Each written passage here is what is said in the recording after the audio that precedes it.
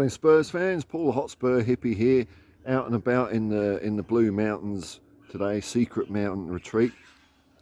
What's been happening then? Well, it's Ossie Ardiles' birthday, and Ossie was my favourite player of all time at Spurs, and he's one of those players I just feel privileged to have managed to get to see. I remember as a young kid, one of my earliest memories, in fact my earliest football memory, was Arsenal losing the 1978 FA Cup final to Ipswich, and then soon after that was the God, the birds are going mad, aren't they? The Argentina 78 World Cup, which England weren't in, but I remember two names really clearly out of that: Mario Kempes and Osvaldo Ardiles. And then lo and behold, no sooner did they win the World Cup that they signed for Tottenham. So that made me very, very excited as a little kid, very excited. And in the early 80s, it seemed like Tottenham were on the TV all the time, because they had some decent cup runs and a bit of European success as well. So I was very fortunate in 1984-85 when I started going that Ossie was back from his forced loan out to PSG because of a little Margaret Thatcher escapade that I didn't care about as a kid. All I cared about was Ossie and Ricky. But I was so glad that when I went to see Spurs, when I started going to see them on the shelf, that Ossie Ardiles was out there supporting players like Glenn Hoddle, Tony Galvin. It was awesome. He was. I loved Ossie's attitude. That's what got me. He just never gave up. The football was glued to his feet. His close control was immaculate, and he was a terrier on the pitch. If on the rare occasions he did ever lose the ball, which was very bloody rare, I can tell you, he was right up it trying to get it back straight away. He was fantastic. So 71 today. Happy birthday, Ossie. Thanks for all the wonderful entertainment you gave me as a little boy, and it's nice to see you still involved with Tottenham and being an ambassador for the club. Nice. Good on you, Ossie. Now, centre-backs, Centre-backs. According to all the Fleet Street meathead hacks, we're getting even closer. Can you believe it? How close can we be? We must be able to smell their armpits by now.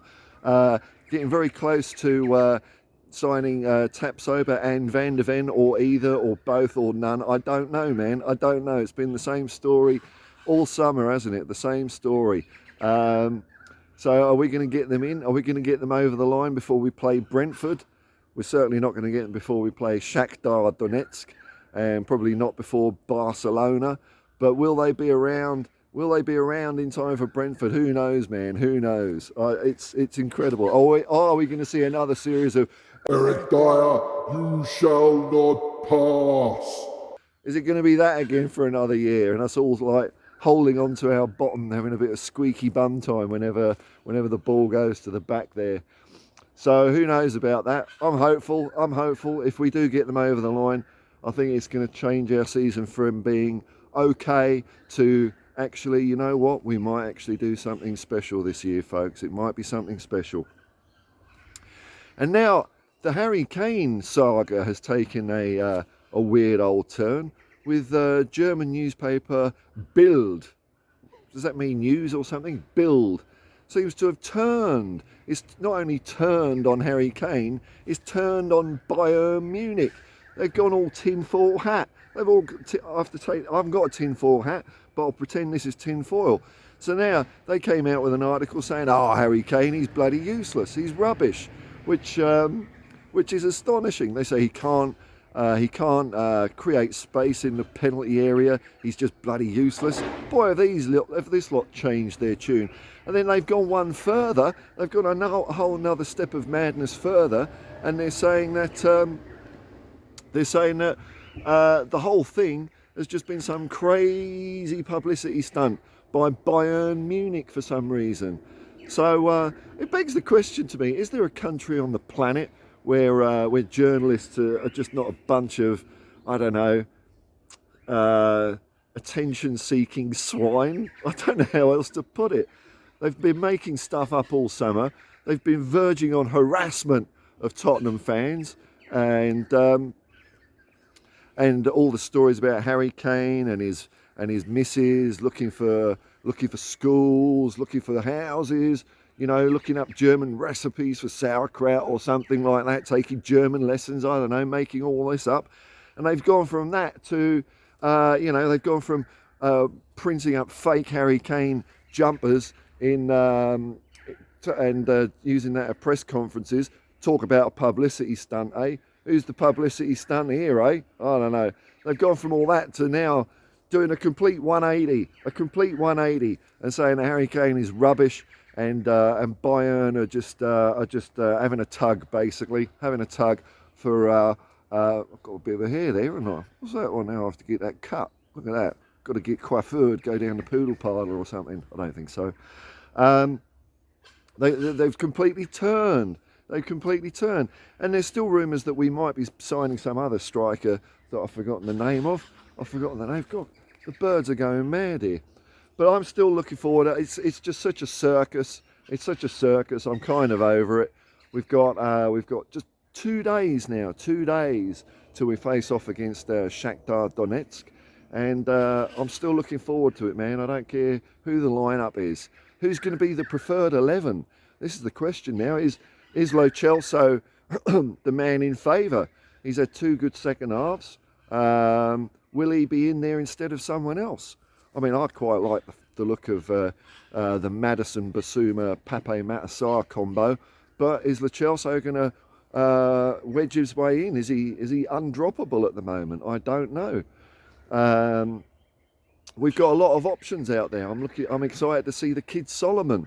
What a bargain buy that kid could have been for the summer. Not only can he play on the left, he can play on the right. I'm looking forward to seeing him do some more stuff. I'm looking forward to seeing Madison, who I enjoyed seeing doing some nice jinky runs and a nice bit of creative play with the old outside of his boot, with through balls through to Sonny. Can he get one of his shots a couple of inches on target?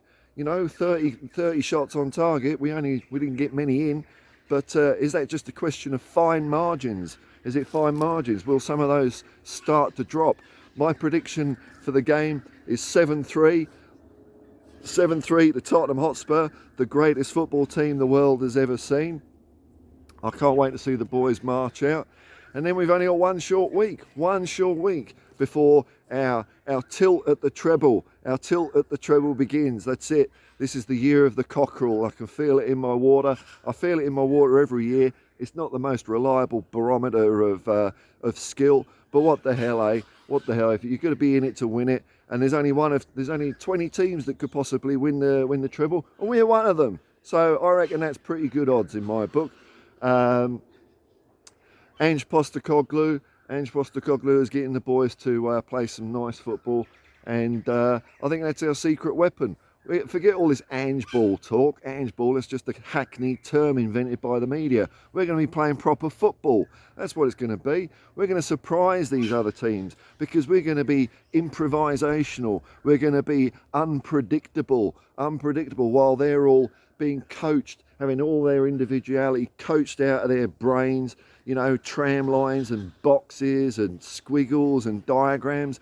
We're going to be free-flowing artistes on the pitch. That's what Ange is going to bring. That's our secret advantage. All the other teams are going to be playing pre-programmed patterns of play. We're going to be playing proper football, and I'm very excited for that to happen. Anyway, folks, it's a bright and cool morning here in the Blue Mountains. I'm going to go for a bit of a walk. I hope you're all well. I hope you have a great weekend, and as always, peace and love, man. Peace and love. And come on, you Spurs, and happy birthday, Osvaldo Ardiles.